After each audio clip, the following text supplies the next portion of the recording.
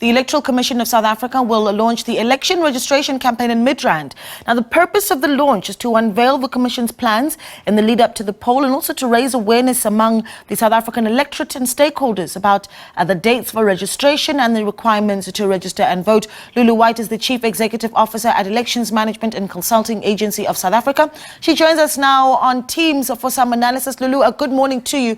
Thank you so much for giving us your time. So in April, President Cyril Ramaphosa, of course, signed the Electoral Amendment Bill into law. So as EMCAA, what scenarios are you coming up with as brought about by that action by the President in April? Good morning to you. Good morning. Hi. Thanks for having me on the show.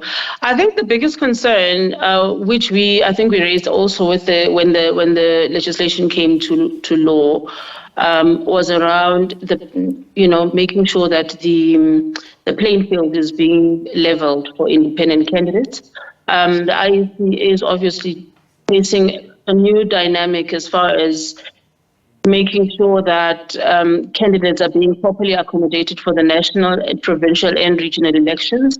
This is obviously something also that is new with regards to this election. Previously, we only had national and provincial election. But because of the introduction of independent candidates into the space, now there has to be consideration for regional elections.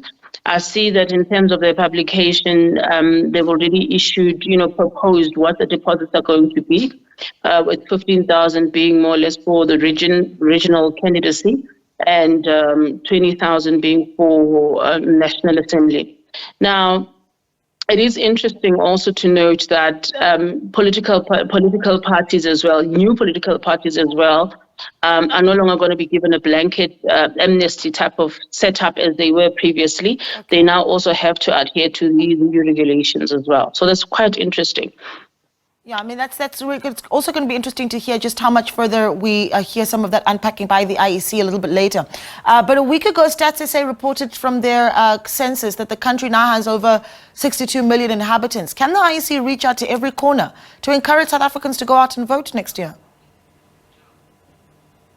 Look, I think that would be also a telling challenge. The IEC obviously needs to adapt the strategies in terms of communications on elections. There's a lot more social media. In the past, yes, we have seen initiatives by the IEC. They had a special challenge. Obviously, they were faced with regard to COVID-19.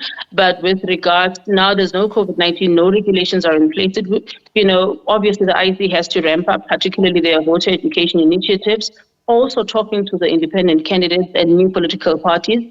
There's also spaces, you've got your social media as well. The IEC needs to be able to adapt the communication strategies to be able to accommodate all of that. Also, when we look at 64 million is also including people that are under the age of 18, which are people that are not voting. According to the previous stats, I think it was around 22 million that were qualified voters. So I'm sure the IEC is up to the task, but they really do need to find other creative ways of making sure that more young people participate, register to vote and actually go to the elections next year. I get the sense that there's a need for a massive amount of voter education in the run-up to the elections next year. I mean, you've got the expansion of the electoral participation, essentially meaning that we'll have 3 ballots, right? So what are your thoughts on the IEC's readiness, first for the administrative change, right, which is quite a bit to handle for the IEC, and then just the work that's necessary for voter education? Look, the work that's necessary, there's actually a lot more work that needs to be done for voter education, and not only for the voter, but also for the people that want to contest as independent candidates in this particular election. You're looking at things such as the quota that needs to be allocated for a candidate to be able to win. What happens if a candidate wins more than one seat? So there's a whole overhaul to the voter education process that needs to be taken into consideration in preparation for next year. However, the advantage that South Africans do have is that, during local government elections, many of the municipalities that have district councils are already exposed to being able to vote in 3 different ballots. Meaning, in terms of the complexity, as much as it is complex, it's not too much of a complexity because a lot of South Africans are already exposed to that process of being able to vote for 3 ballot papers as opposed to just 2. Yeah. Well, Lulu, let's leave it there. Lulu White is, of course, founder and CEO at the Elections Management and Consulting Agency of Africa.